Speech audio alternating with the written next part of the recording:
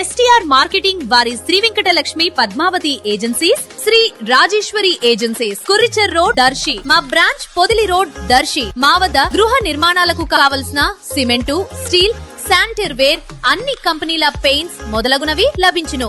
మరియు suite room సదుపాయం కలదు. Proprietor Sani Kommu Tirupati Reddy. STR marketing chairman. Cell 9959336938.